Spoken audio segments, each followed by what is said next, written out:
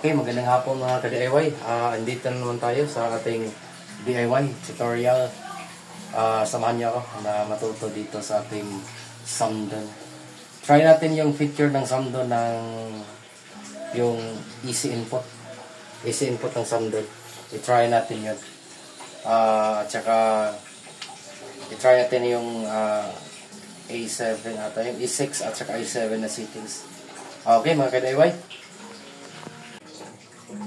Sa Samdon may easy input tayo. Yan. Okay.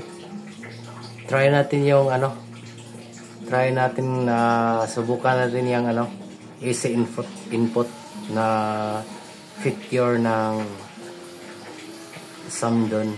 Okay. Yun Yun, pag wala pang easy input, yan pa ang display. Yan. Battery. Tsaka inverter yan, and then load. Okay, try natin isaksak yung Try natin isaksak yung input, easy input. Okay, yung saksakan natin galing yan sa grid ha. Hindi yan nakakonekta sa Hindi yan nakakonekta sa ating inverter or hindi nakakonekta yan sa solar na line natin. Galing pa yan ng grid. Okay. Saksak natin. Tingnan natin kung may nadagdag ba. Yun, tumunog. At kung titingnan natin, yun, may poste na yung grid. Tapos yung grid, linya ng grid papuntang ilaw. So, yung ginagamit natin ngayon is AC papuntang load, ilaw, bale.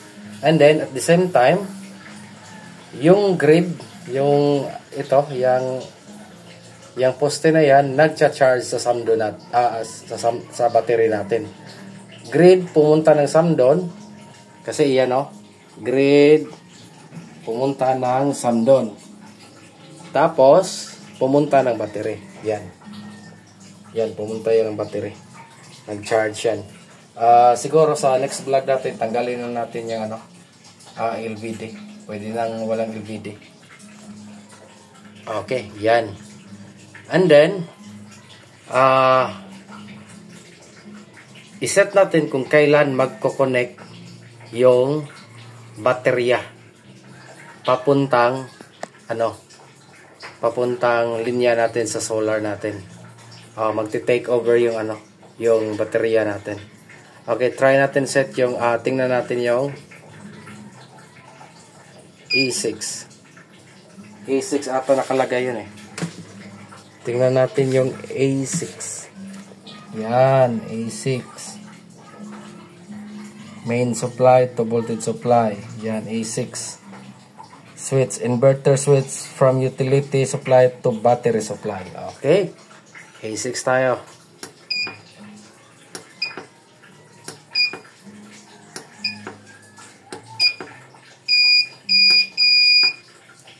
Yan.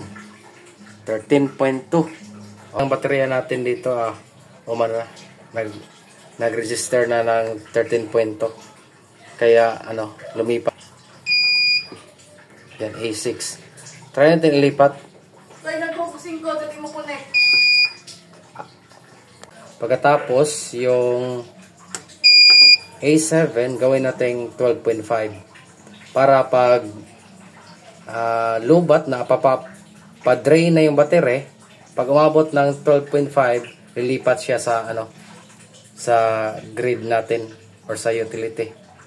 Lipat siya kasi umabot na siya sa 2.5. Kasi dito nakalagay sa A7 is inverter supply to main supply. So A7 is voltage point for inverter to switch from battery supply to utility supply. So under D3 working mode, once battery voltage reaches A7 voltage, inverter will automatically switch from battery supply to utility supply. Okay. Yun ang nakalagay mga ka-DIY. Okay, subukan natin yan. Try natin. Kasi mataas pa yung battery. try natin kung lilipat ba. Oh, yun, nag-alarm na mga ka-DIY. Alauna, 44 na madaling araw. Yan. 14% na lang ang natira ng baterya natin. 14AH yan ang voltahe. 4 na baterya. Okay, balik tayo sa main page. Yan, 14%. And then, dito sa hando natin, grid na ang nagsusupply ng kuryente. And then grid din nag-charge ng baterya natin. Yan ang makikita mo sa screen ng Samdo natin. Yung mataas na line papunta yan ng load, and then yung baba papunta baterya. Yun. Ito pala. At saka set din natin yung yung A4. 11.5 na lang lagay natin yung A4. Lagay natin sa 11.5 yung battery low. Or pwede rin 12. Dito, 12. Para hindi maano yung inverter natin. Halimbawa magsaksak ng mga matataas na wattage, at least hindi siya hindi siya bali masisira. Kasi mag-warning yan tas magka-cut off yan. Okay. Ibahin natin. Gawin nating kahit 11.5 siguro. Pwede na. Safe naman yung 11.5. Hindi naman sagad na drain yan sa battery. Tsaka smart battery naman yung gamit natin. Magka-cut off yan pag may sariling voltage protection yung battery natin. Smart battery, yung BMS. Yung in-assemble natin. Okay mga ka-DIY, yun lang. Bye-bye. Okay mga ka-DIY, sana sa malit na video to may matutunan kayo kahit konti man lang. Magandang araw. At saka kung may mag-sponsor sa atin para may papatuloy natin yung natin, yung DIY, bukas ako dyan. Open ako dyan.